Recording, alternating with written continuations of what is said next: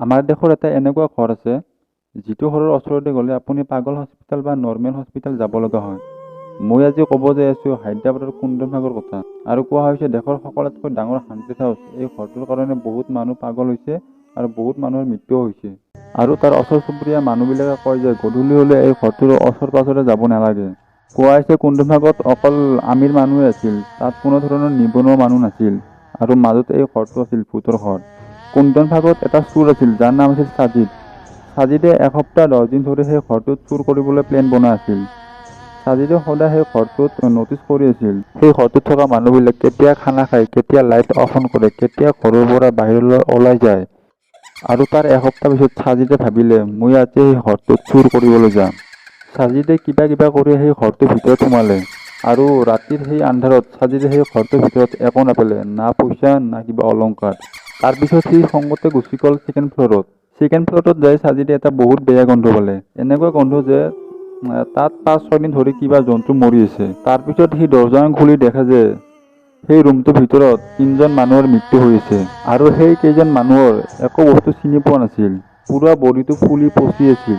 সৈতে সাজিদে পুলিচৰ ওচৰলৈ যায় সকলোখিনি কথা পুলিচক খুলি কয়।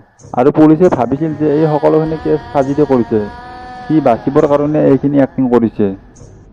তাৰপিছত পুলিচে এই সকলো কেছটো চেক কৰাৰ পিছত গম পালে যে এই ঘৰটোত সঁচাকৈয়ে 3জন মানুহৰ মৃত্যু হৈ আছে। আৰু পুলিচে এই সকলোখিনি ফৰেনচিক ডিপাৰ্টমেণ্টক দি দিছিল। কিছুদিন পিছত ফৰেনচিক ডিপাৰ্টমেণ্টৰ পৰা ৰিপৰ্ট আহিছিল। পুলিচে ভাবিছিল এইকেইজন মানুহৰ মৃত্যু হোৱাৰ 4 বা 5 দিনে হৈছিল। তাৰপিছত পুলিচে ৰিপৰ্ট পঢ়ি চাই যে এইকেইজন মানুহৰ মৃত্যু 6 মাহ আগতে হৈছিল। মানে 6 মাহ ধৰি এইকেইজন মানুহ তাত পৰি আছিল। কিন্তু এইটো সম্ভৱ জানো? কাৰণ সাজিদেতো কৈছিল এসপ্তাহ পিছতে সেই ঘৰটোত মানুহ কেইজন আছিল। সেই ঘৰটোত সদায় লাইট অফ অন হৈ আছিল, সদায় তেওঁলোকে কথা পাতি আছিল, সদায় তেওঁলোকে ঘৰৰ পৰা বাহিৰলৈ অহা যোৱা কৰি আছিল। কিন্তু এই সকলোখিনি হ'ল কেনেকৈ? ইয়াৰ কাহিনীটো হৈছে কিছু বছৰ পিছত এই ঘৰটোৰ মালিকজনৰ মৃত্যু হৈছিল। আৰু এই ঘৰটো হৈ গৈছিল তেওঁৰ পুতেকৰ।